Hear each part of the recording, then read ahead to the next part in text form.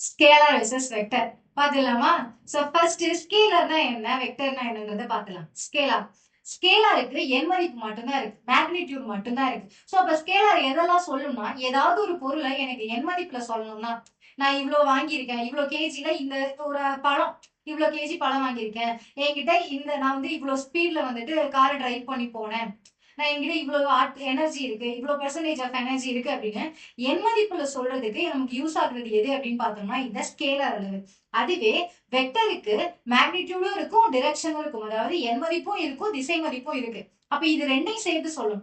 நான் இவ்வளவு கேஜி இவ்வளவு தூரத்துல போய் வாங்கினேன், இவ்வளவு கேஜி இந்த திசையில போய் வாங்கினேன் அப்படின்னு ரெண்டையும் சேர்த்து சொல்றதுதான் எது அப்படின்னு பார்த்தோம்னா நம்மளோட வெக்டர் குவான்டிட்டி. ஒரு எக்ஸாம்பிள் பார்த்துடலாமா? கார் 60 கிலோமீட்டர் ஸ்பீட்ல போகுது. அந்த காரை ஸ்கேலர் எனக்கு எப்படி சொல்லும்னா, இந்த காரு பெர் ஹாருக்கு 60 கிலோமீட்டர் ஸ்பீட்ல போகுது அப்படின்னு மட்டும் சொன்னுச்சுன்னா அது ஸ்கேலார் அப்படிதான் சொல்லும். வெக்டார் என்ன பண்ணும்னா, இந்த காரு பெர் ஹாருக்கு 60 கிலோமீட்டர் ஸ்பீட்ல நார்த்ல போகுது, சவுத்ல போகுது, கிழக்குல போகுது, வடக்குல போகுது, மேற்குல போகுதுன்னு திசையையும் சேர்த்து சொன்னுச்சுன்னா அதுதான் வெக்டார் குவான்டிட்டி. டெம்பரேச்சர் எப்படி சொல்லணும்னு பாத்துடலாமா?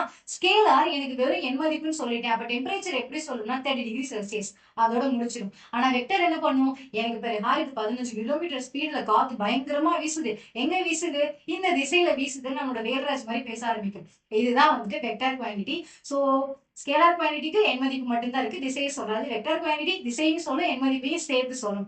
இது எப்படி இருந்தாலும் சரி, பிசிக்ஸுக்கு இது ரெண்டுமே ரொம்ப இம்பார்ட்டன்ட். 10th 11th 12th எல்லாமே நம்ம இதை பேஸ் பண்ணி நிறைய விஷயங்களை படிப்போம். ஸோ மறக்காம தெரிஞ்சு வச்சுக்கோங்க. ஸோ இந்த மாதிரி இன்ட்ரெஸ்டிங்கான வீடியோஸ்லாம் பார்க்கணும்னா நீங்க நம்மளோட அறிவியலாவை சப்ஸ்கிரைப் பண்ணிட்டு எனக்கு ஒரு லைக் கொடுத்துட்டு உங்க ஃப்ரெண்ட்ஸ் எல்லாருக்கும் ஷேர் பண்ணிருங்க.